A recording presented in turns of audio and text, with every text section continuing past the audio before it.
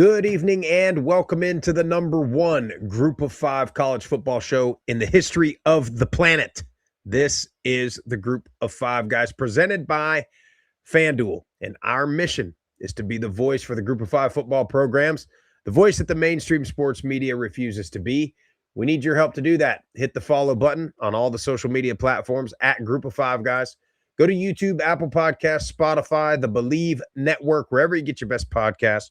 Subscribe to the channel, leave a 5-star rating and a review.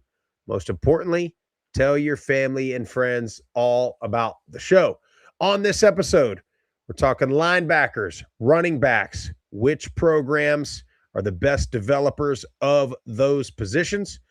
We're going to talk about the NCAA and a new age-based eligibility standard and plenty more. Hope you enjoy the show.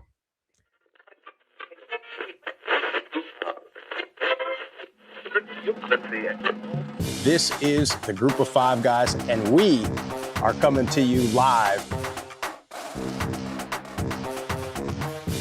They got Old Dominion week 3, and ODU is by no means a layup. The Group of Five guys told me that, so that has to be true. We looked at each other, we was like, Mike, the best place to be is a Group of Five. So I'm sitting here with the Group of Five guys, right? Troy has won, it's been a winner, and it's a special place, so it's why you want the job. But it's a ton of fun to watch a guy go to the NFL from a Nevada or a Colorado State or a Middle Tennessee or an App State, and fans follow that kid. It was across there. You want to have this thing packed out, have the student section packed out, giving those guys hell on the sideline. I mean, that's part of it for me. Win or lose, like we're winning the tailgate. There's no better place to be developed in this country than Boise State. Well, Jeff, welcome back. Took a little week off there due to, spring break, taking some time to hang out with our families. But it feels like it's been a minute. It feels like it's been a while. I know it does. But had a nice little break. Took a little staycation. Went to Nashville. Went to Nashville Sounds AAA baseball game. That was a lot of fun. Stayed in Nashville at the Opryland Hotel. Did their Sound Waves water park for the boys. So good couple days away. Who are the Sounds affiliated with these days? The Brewers, Milwaukee Brewers. We're the A's for a little bit, and then now they're. See, we've got the Braves AA program down here in Columbus in year two for them. The Clingstones. The Clingstones. It's a peach. It is a type of peach. And the Clingstone peach, in case you didn't know, it's something to do with the seed being like the fruit clinging to the seed, something like that is why they call it. I had no idea, Jeff, that there was multiple types of peaches. And when they came up with the name Clingstones, the city of Columbus erupted in rage. They were upset, and then they opened the season and they got these cool pink jerseys, and people were like, "Oh yeah, we like them." all was good on the front, huh? It was the end of the world when they came up with the name. This is so stupid. I would have been way more creative with the name I would have come up with. And then, here we are. I tell you what, the people that complain about those type of things, I hate to be this way. You need to get a life. You need to have more things that are productive in your life than to complain on social media about the AA baseball team in Columbus. I mean, my God. Yeah. It's unbelievable. Well, Jeff, and as you know, with anything, especially in fandom, those that complain the most typically contribute the least. Without question. So they get on the socials and they bitch and they moan, but they won't go to a game. I mean, it's the same for this, right? You'll get on socials and people will be bitching and moaning about how bad their team that they're such big fans and supporters of, and they're so upset with the program, but they ain't been back to campus in 10 years. They haven't given a dime to the program. They don't wear the merch. They don't buy the merch. They don't do anything to support. And the minute something bad happens, the minute the team loses, they're under every Facebook post. Man, this would have never happened this and that. That's right. But things are going good for several weeks in a row. No comment, no nothing. They don't care. More concerned with the Volunteers or the Tide or the Bulldogs. Sprouse. You get me started early, Jeff. We haven't even started the show yet. This is not even a topic. Well, it's been something that's been bothering me. It goes along with two things, and the second one will segues perfectly into a clip that I'm about to play to open the show. But it's like these people, there's this Murfreesboro Facebook page, right? Oh yeah, and every town has one. The people who go on there are just, I don't understand. Like, people are like, hey, me and my daughter, clearly it's like a single mom type of situation. I just saw this the other day. Moving to Murfreesboro, need some recommendations, down, da-da-da. You know how many people went on that page and were like, don't move here. It's overcrowded. Yeah. Like, you got to be just a complete scumbag to comment that. Just living probably in your mom's basement. Yeah. Oh, well, and Jeff, and like, yeah, it's so overcrowded that you're just, on Facebook middle of the day. You know what I mean? Like, I don't know, it's man. Like we have so much negativity in this world. Like, for God's sakes, just be nice to people. Be positive. Be happy that you woke up this morning. You know what I mean? But instead, we just got all these just. Oh man, it drives me nuts because they come in the store and we have some of the nicest, best customer service people that work for us at Domenico's, and like, to be a complete jerk to the people I have up front, I'm just like, you have to be a truly miserable person. But Jeff, that's a luxury that we have. Like, okay, I'm going to get philosophical here. Our world, everybody thinks is, so bad, and country sucks, and we're going to hell, and this and that. But it's like we got it pretty damn easy when our biggest problems are what you're going to name the minor league baseball team, or where the local what do they call it? These places popping up all over the place. Dirty soda shop where there's too many in the store. Oh, we got another. Just what we need. Just what we need. Another Mexican restaurant in town. It's like, well, don't go eat there. What's the problem? That's all you got to do. Like, somebody just put their blood, sweat, and tears, as you know more than anybody, their blood, sweat, and tears into opening their dream restaurant, and all you can do is shit on it because you already go to one restaurant. You can't go to the. I mean, it's unbelievable. It really is, Sprouse. And it's the same. I swear, these people are tied into the ones that don't support. They are, dude. Their school. And you know what else it is?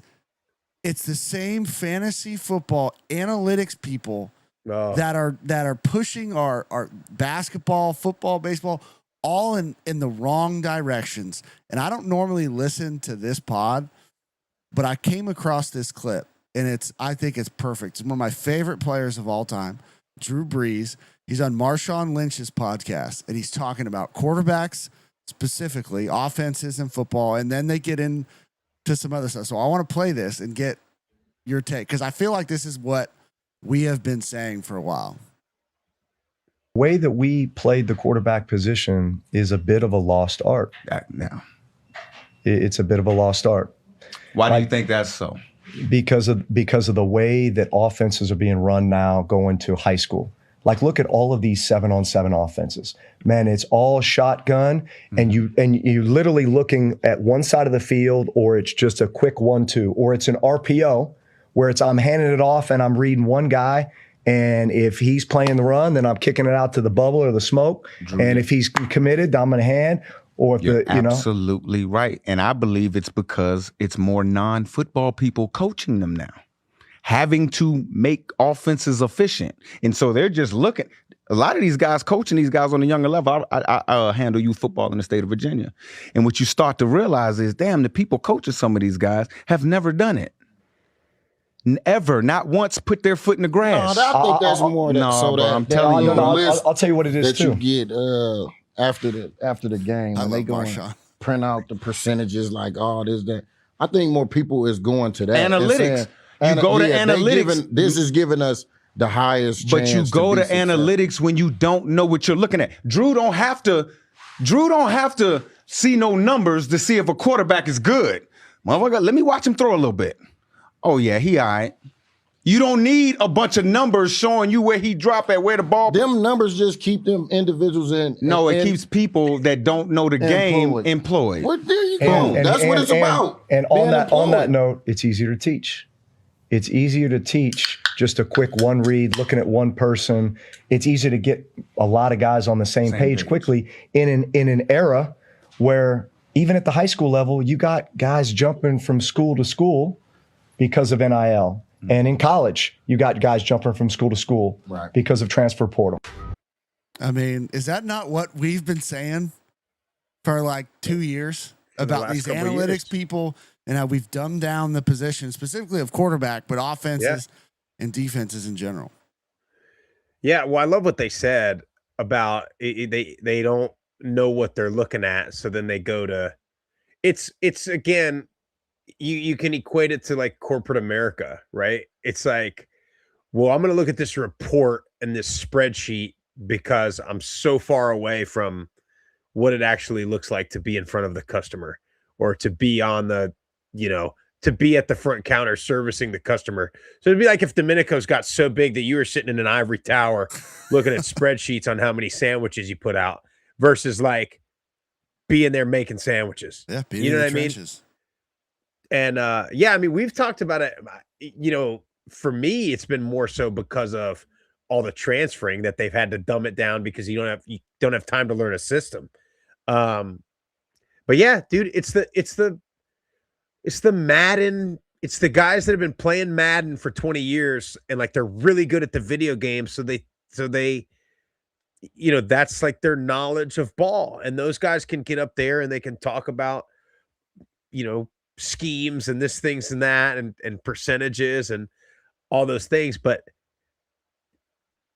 like, that doesn't mean they know ball. That means they know, like they said, that means they know numbers and they know percentages and they know but yeah, dude, I mean, but Jeff, again, it's another thing, but ratings are up. The money's up. Well, that just ties right into the analytics and basing everything off the numbers rather than people who have done it at the highest level. And not that you have to have played college ball or NFL to be a great coach. It's not what we're saying. But when you're taking all these numbers and running 1,000 simulations on an AI machine of this one scenario, this one play, I'm sorry, at the end of the day, when you're a coach or you're a player in that moment, I'm going with my eyes and what I've been trained to do. And going for 2 after you score the first touchdown of the game, damn it. 6-0, a minute into the game. That is not it. I'm sorry. And I'll die on this hill if I have to, but I hate it. Yeah. I hate the way offenses are going. I hate the way quarterbacks play is going. And not that, I'm all for being mobile and playing to the strength of your guy, but you don't know what you're seeing pre-snap, confirming it post-snap, running full field concepts, not just right side, left side. I don't know. There's something else to be said. I just thought of this as we were talking about it. It's a lot easier too. Like, to me, play calling is like, it's an art, right? It's like, 100%. There's an art. It's like Jeff, you and I talk, I'm in the sales world. And a lot of it is like, everybody wants this perfect. It's just like play call. They want this perfect script or they want this perfect analytical thing. It's like, there's an art to it. There's a little bit of a gut feel to things, but I think it's easier for a coach to explain themselves. Coach, why'd you do that play? Well, I mean, analytics say, that's the way to go, instead of owning something to be like, yeah, man, gut feeling, thought we should go for it. Didn't work out. I don't know. Cause then they're going to get crushed by the media for that. But anyway, I love that clip. I love it because didn't we have a clip last year from Tom Brady saying something similar about the quarterback position? Yep. And you've got, and it's like this epidemic in pro football right now where you had this era, Brady, Manning, Breeze, Roethlisberger, Rodgers, all these guys. And now you're like, man, those guys have all retired, and like Josh Allen, Lamar Jackson, but they don't compare to Brady. That's how you can get a old man Rivers coming back in the middle of the season after he was coaching high school with 12 children. and engineering drives, to win games or get damn near close, like throwing touchdowns still in the NFL at the highest level. Why? Because like up top, mentally, he's there and he knows what you're in. And I know how to change the protection and get into this concept and attack your weakness.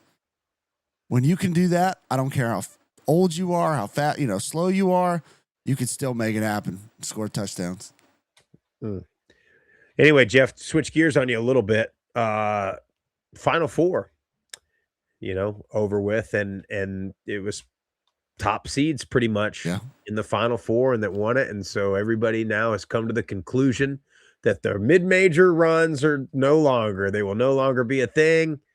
It's going to be blue bloods all the way through. And, it's very similar to some of the things they went with in football. And maybe it's because of us doing this show, but I feel like the college basketball media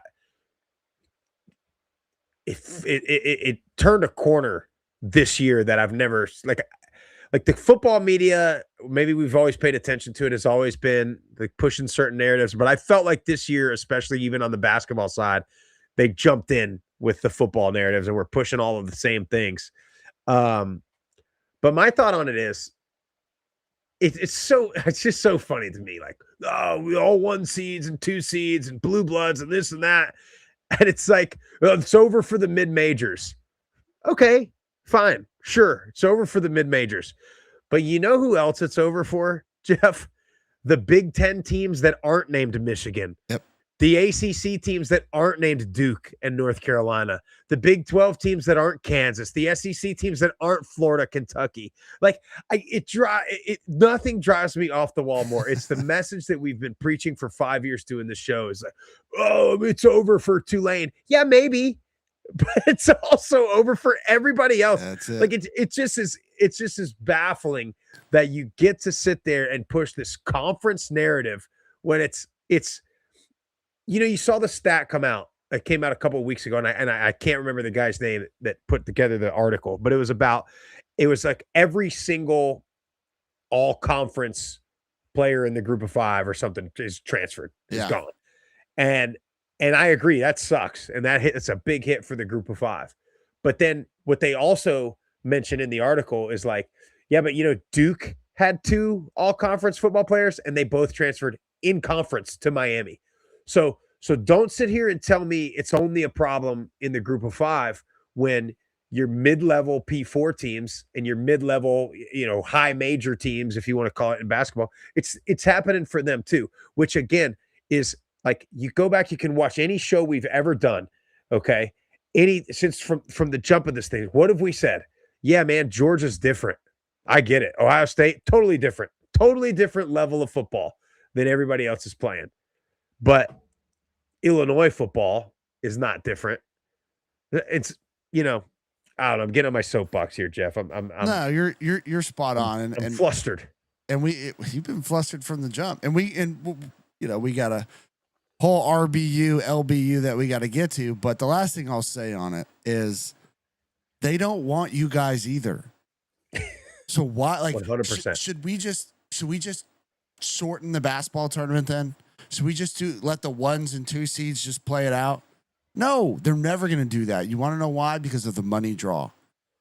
And I don't understand why football doesn't, like, if your end game is to make more money, open the playoff up, a few more spots, have another game.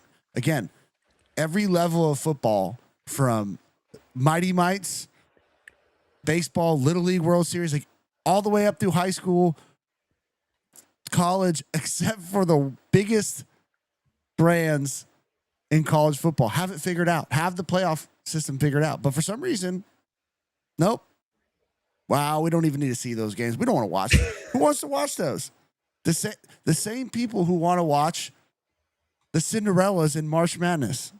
And even though they only got, 1 or 2 rounds in this year, we still want to see the games. I do. I enjoyed every moment of it. Well, and I'd enjoy every game of the college football playoff if you opened it up. That's why the first weekend of the tournament is the biggest better one. weekend. Yeah, because you get the 12-5 upsets, you get the high points, you get the Florida Gulf Coast, You know what I mean? You get the George Masons and all those, and then you after they get through the first weekend, you see, well, can they make a run?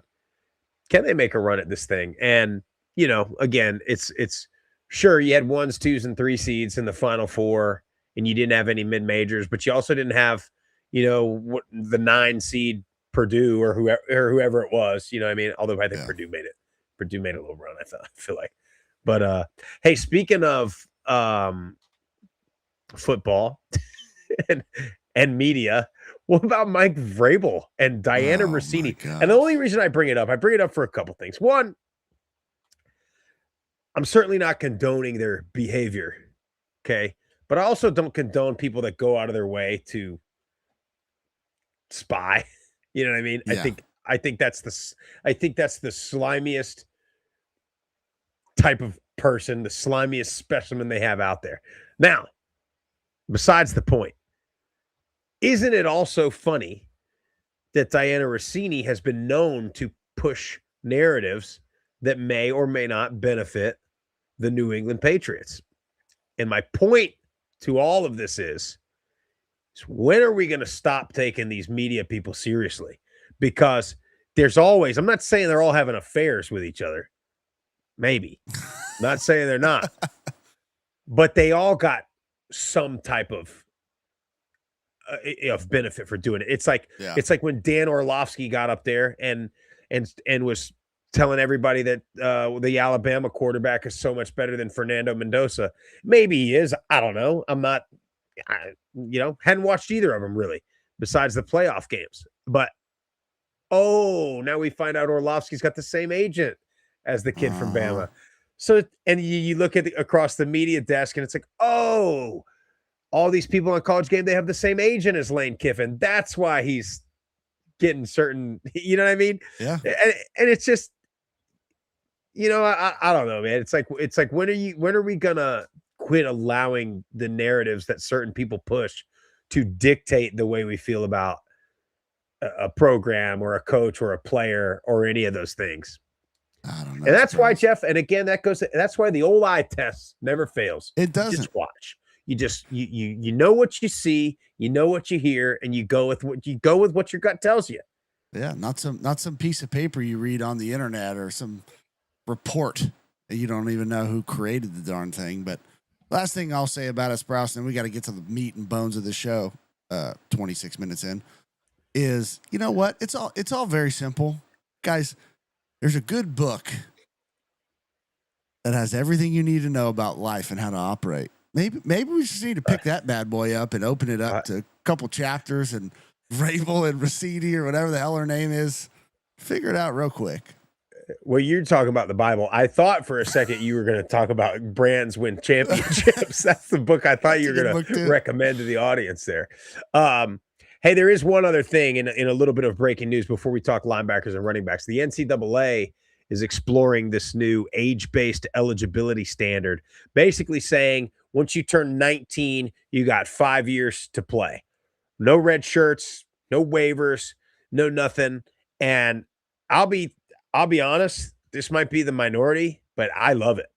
I absolutely think that's the way. And I've seen on socials already, somebody gets hurt, they're going to be forced to play, they're going to play through injury, or they're only going to get to play.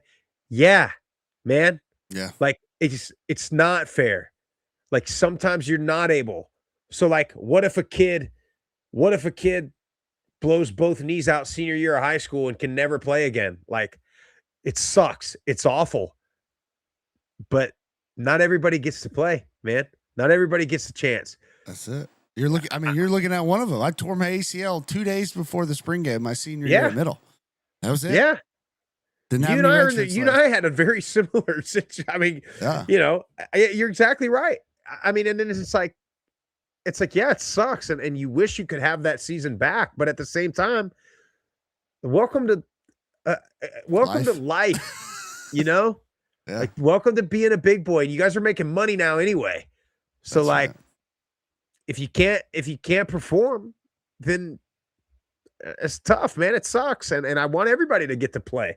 I want everybody to get to play 4 or 5 years. But like, that's That's life, man. Yep. Some people weren't God given a certain height. That doesn't mean we should let everybody play basketball. I mean, I don't understand this, like, that it's this right. It's like a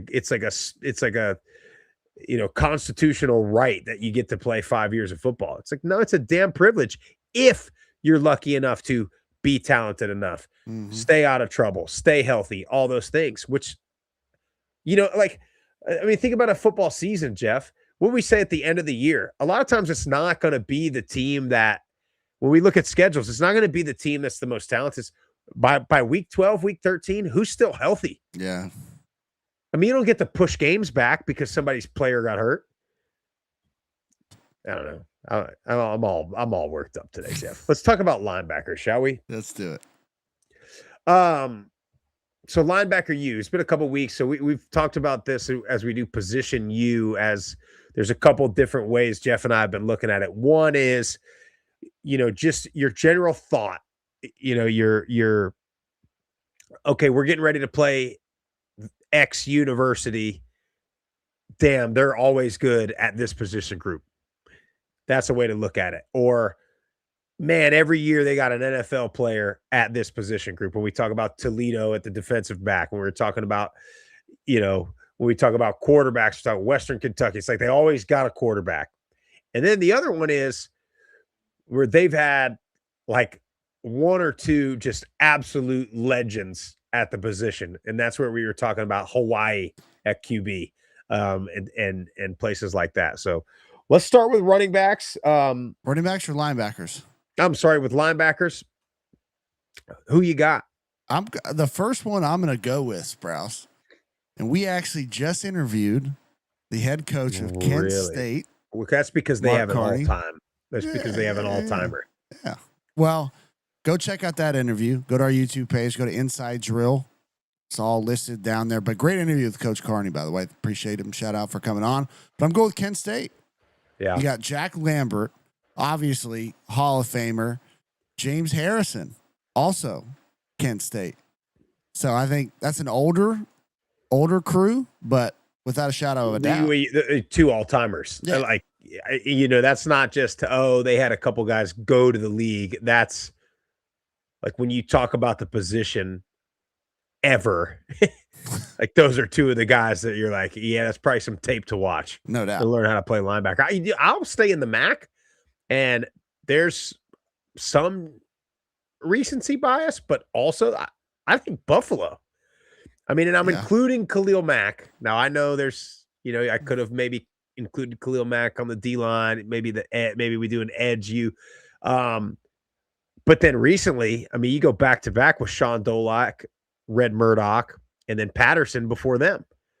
Yeah. So just a string of linebacker after linebacker after linebacker at Buffalo.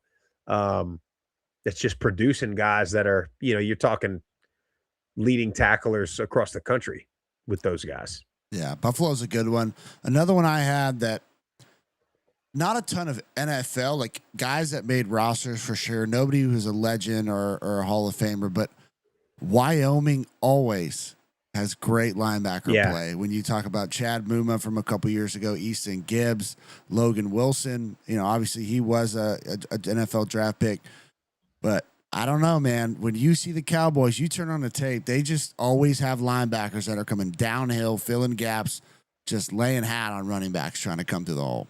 And it's always like a very specific type of linebacker, middle too, like that middle linebacker. Like, you know what I mean? Yeah. Just ton of tackles. Just the guys that come up off the pile with a bloody forehead, their helmet pushed down, and the turf beads all on their face. That's Wyoming. The other one, and we did a position U a couple years ago, and this was the team that I came up with off the top was Temple. I feel like sort of has that similar to Wyoming. They had that kid Matakevich. Remember him? He wore number 8. Yeah. Red hair, red beard. That guy was a stud. And then Hassan Reddick is a Temple guy. So they've had a couple of guys come out of Temple at linebacker. By the way, Well, you got any others that you had for linebacker? I had a couple that I put down that, again, you could say they were honorable mention. But again, we've played Troy a bunch. And when you talk about, college linebackers, Carlton Marshall was just an absolute tackling machine, and then all those edge guys, like you could make an argument the way the style of their defense, those were technically outside linebackers just playing at the point of attack. So I think Troy was one that I think about off the top of my head when I talk about great linebacking play. And then another one is San Diego State. And this is a little Raider bias here, but Kirk Morrison, San Diego State, Miles Burris, obviously. And then they always seem to be just great tacklers. Again, edge rushers and linebackers.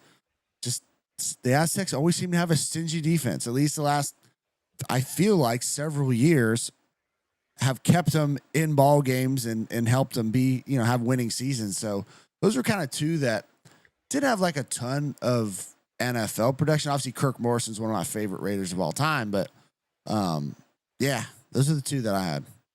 In the chat, I agree. App State was one that I almost put in, and he mentions Dexter Coakley. I used to love watching Dexter Coakley on the Cowboys back in the day, and if he doesn't exemplify an App State defensive player, like totally undersized, totally not fitting the description of a prototype linebacker, but just all over the field. I mean, he wore the little cowboy collar. We're 52 for the Cowboys. Dexter Coakley, look him up, playing in the 90s.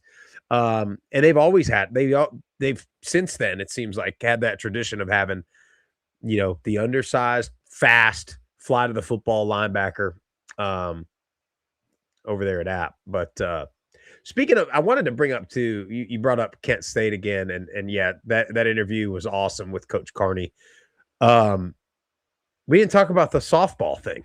I can't believe we didn't bring this. I didn't bring this up at the beginning of the show, Jeff. So I hope everybody's seen that. I hope if you're in the live chat after we get off the show here, go on YouTube or socials, and it went viral for a little bit where the whole football team goes after practice and goes and stands behind home plate, full pads, and they're doing the 7 Nation Army, at the softball game. And like, man, that like, you ever seen DJ Khaled when he's like, it breaks my heart. It breaks my heart. And he's like crying. It really like makes me cry because I feel like we're losing that so much. And like, Jeff, do you not remember like going to the what was it called? The AMG or whatever, to the volleyball games. Sure did. And there's only a couple hundred people in the whole gym, but then there's 50 loud ass football players in there, like super obnoxious, shirtless. Yep. And I remember doing that when I was in Air Force at the hockey games and stuff, on the glass, shirts off, painted chest, the whole deal. And you do that for every sport. And then every sport does it for each other. And like, man, I swear we went from that to like every player lives by themselves in a penthouse, in a condo. Like, have we gone totally away from the dorms? You know what I'm saying? And like people really growing up together. They get, you miss the time of like, hey, this football player and this basketball player and this baseball player and this softball player and this soccer player, they're all moving in on the same day. Yeah. And you meet them, and then they kind of figure out life together. Like you do laundry together. You got all these things. Doing laundry, you're in study hall together, you're in classes together, you're figuring out, hey, which one of these is going to meet one of the upperclassmen first so we can start partying with the cool kids. You know what I mean? I'm afraid we're going to lose that. But shout out to Kent State, man, because I don't know what success they'll have on the field. It's so early, and I have not even looked at rosters or anything like that. But I know a damn culture shift when I see one. And I agree. But then it's not just that video. It's talking to coach, and it's seeing their social engagement the last couple of weeks. Like, there's a little bit of a shift there at Kent. They're doing all the right things for sure, and that's what you want to see if you're a fan of that program or an alumni. And got to get Julian Edelman back up there. Talk to coach about that. But yeah, I agree with you. I think Kent's a place where they've had some odd things happen over the last several years, and they got some bridges to mend, but I think they're going about it the right way. And it was an awesome conversation with Coach. And it just takes a little bit, like it just takes a taste of success for those people to go support that team. You know what I mean? Because if they're doing all the right things, and you know, you don't know, but if they're doing good in class and they're doing good in the community, it just takes an ounce of success for that community to support them, and or those classmates to go support them, or their professors to go support them. So you root for that. Let's talk running backs, Jeff. I have Sprouse real quick. I do want to shout out Brian Gavin in the chat. I think that's how you say your last name. He echoed what I was saying. He says San Diego State has had a ton of linebackers in the NFL. Kirk Morrison, who I mentioned, Freddie Quiejo, Heath Farwell, Matt McCoy, Russell Allen, Miles Burris. Miles Burris has a massive social media following, by the way, doing his garage. He's like it's like a neighborhood alpha scheme, and he's just always working out in the garage. Of course you know. Of course you knew that. I mean, that's my algorithm, dude. That's my algorithm. But yeah, he's got a great. We can see if we can get him on. That'd be tight. So yeah, shout out to San Diego State, dude. You know what's interesting? So does remember I sent you. He wasn't a linebacker. Caden McDonald, defensive end from San Diego State, also has a massive social following. What they got going on down there at San Diego State, the old Aztecs? They know how to do social media. They do, I guess. Let's talk running backs. I have two that I think are like the obvious choice, and it'd be tough to even get close to where they're at. You want me to go? I mean, you do one. I'll see if I have the other. So, okay, well, I'll do the one that I'm sure we both have, and we've said this at every position group so far, is they could have an argument for all of them.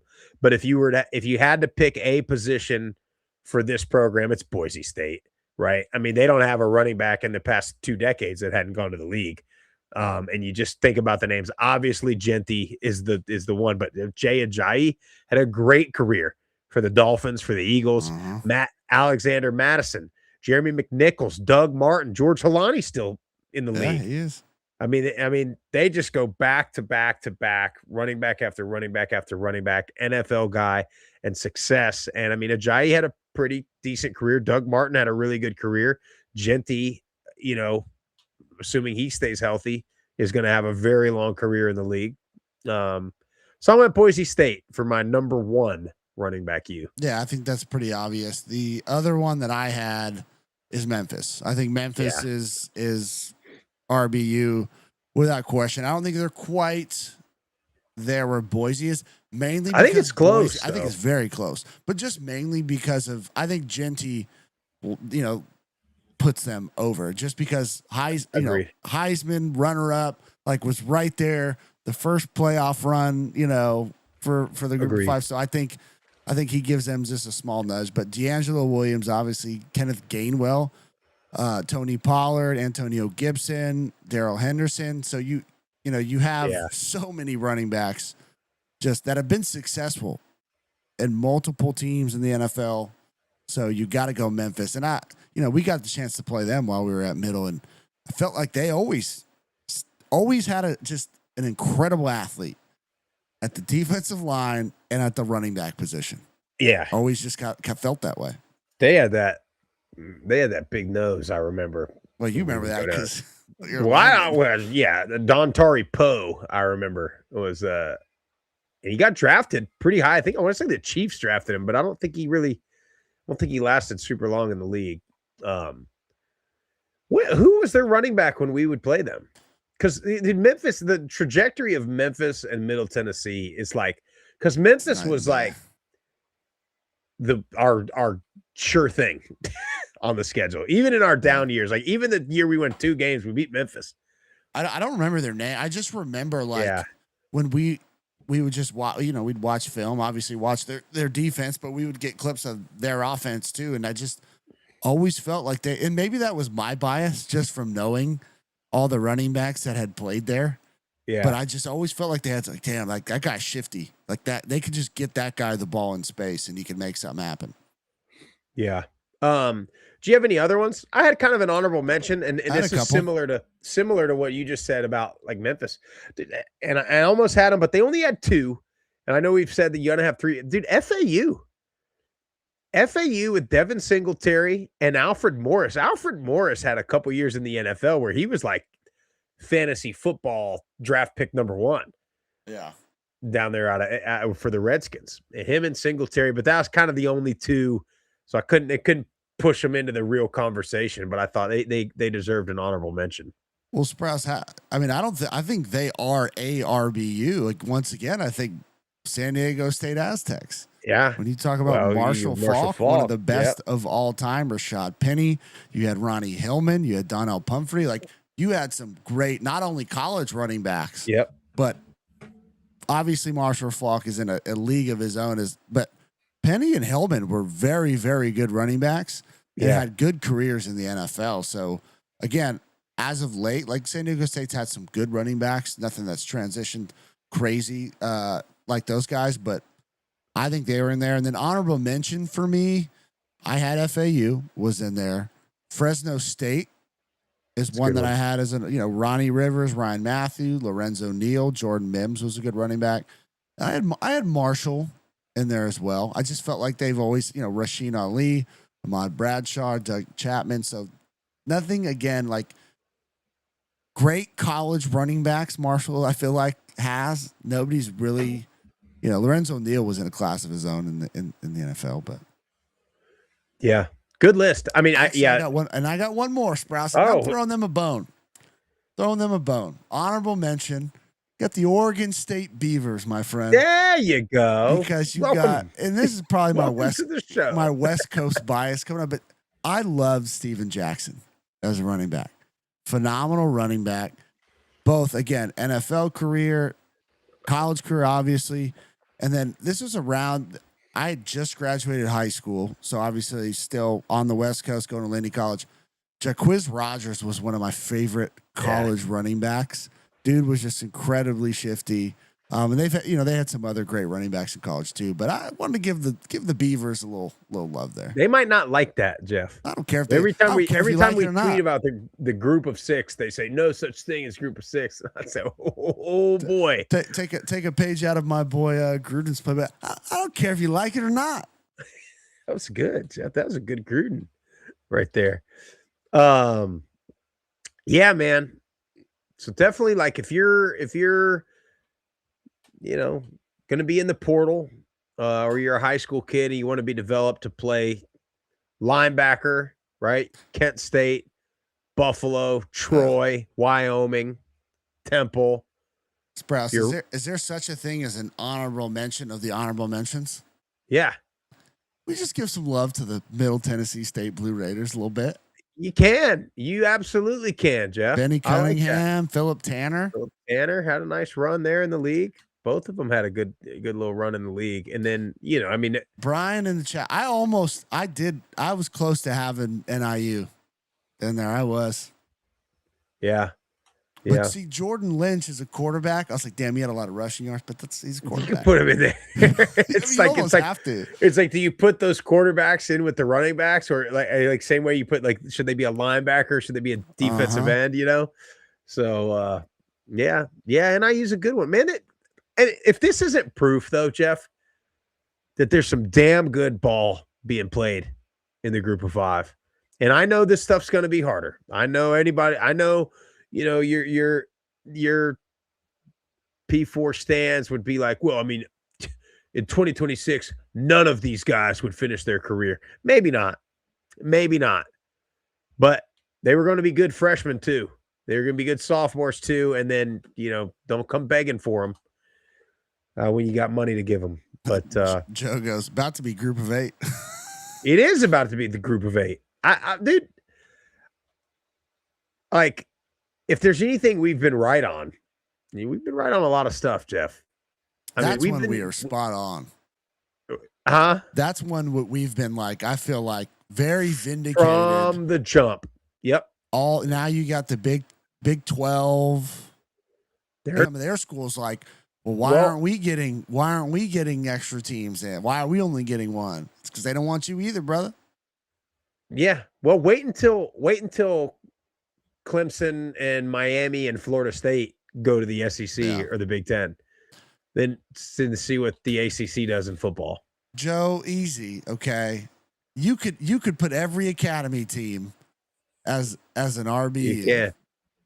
You can. Speaking of, it's another thing we talked about with Coach Carney at Kent State. His brother Sean Carney, we've got to get him in the Academy Hall of Fame. We need to start tweeting. You know how he does day one? Yeah. We should just start tweeting at Air Force and being like, I'll do it. How many days is it going to take to get Sean Carney in the Air Force Hall of Fame? I'll get Major Cons to make a few phone calls. There we go. Over there to Colorado Springs. Well, Jeff, we got one voicemail, I believe, right? So if we missed a school next week, we'll do wide receivers and tight ends. Wide receivers going to be brutal to try to narrow Should we down. throw kickers in there too? Kickers and punters? I already got to. I'll tell you, there's two for kickers. Specialists, I think we just keep it at specialists. I don't think, but we'll talk about it. We can throw them in there. Yeah, Memphis and Georgia Southern, Jeff. We'll talk about it later, but that's who it is. Well, we put specialists in there because then you can talk about if there's any great punt return, kick return guys. That'd be interesting. But yeah, we'll talk about that. Wide receivers are going to be so hard to freaking narrow down. But we do have one voicemail. 615-900-4286 is the number. Call. Leave your hot takes, argue, whatever you want to do. Jeff, let's see what we got. Group of 5 guys, Josh Bevel here, calling in from gorgeous Middle Georgia, Perry, Georgia. Not a whole lot going on this offseason, obviously football-wise. Georgia Southern's in the middle of spring ball right now. Got the spring game coming up. Missing the spring game this year. Missed the spring game last year. I did the math first. Last year was the first spring game I missed since 2016. Missing it 2 years in a row, unfortunately. It's the day before Easter. It is what it is. But anyway, I feel like this time of year, correct me if I'm wrong, is a great time of the year for sports. Obviously football season's football season. I'm a big baseball guy too, so you got MLB kicking off, World Baseball Classic just wrapped up, March Madness, you got the Masters. I mean, you just can't beat it. Becoming a big hockey guy, I like a little bit of the puck. Not a big NBA guy, honestly, too political for me, but that's a story for another day. But anyway, Georgia Southern baseball, not very good, boys. Sun Belt baseball is pretty competitive. But my allegiance is to the Mercer Bears in Middle Georgia. They're the FCS team for football. Mercer baseball, pretty good, fellas, pretty good. But anyway, Sprouse, I know you were talking about the pollen last episode. Be careful on the Afrin. Afrin, they say, is pretty addictive. And to my experience, Afrin doesn't really work. It honestly makes it worse because it just makes you want to come back for more. Try the Flonase, man. Try the Flonase. It helps me. The pollen kicks my freaking tail this time of year. Zyrtec, Flonase is the way I go. But anyway, fellas, hope everything's well. Sprouse, happy belated birthday, my friend. The day I'm calling in is your actual birthday, so happy birthday, my friend. Hope all is well with you guys in Middle Tennessee and Southwest Georgia. Hope everything's well. Keep up the good work. Hail Southern. God bless the Group of 5 guys, and God bless the Group of 5. Looking forward to seeing you guys hopefully in the fall. Always love to hear from Josh.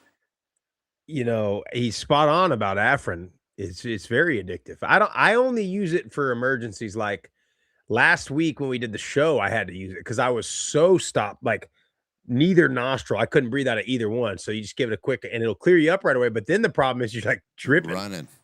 I use for the nasal spray, I use either just like a saline mister, and just kind of rinse it out, or I use it's called Beekeeper's Natural.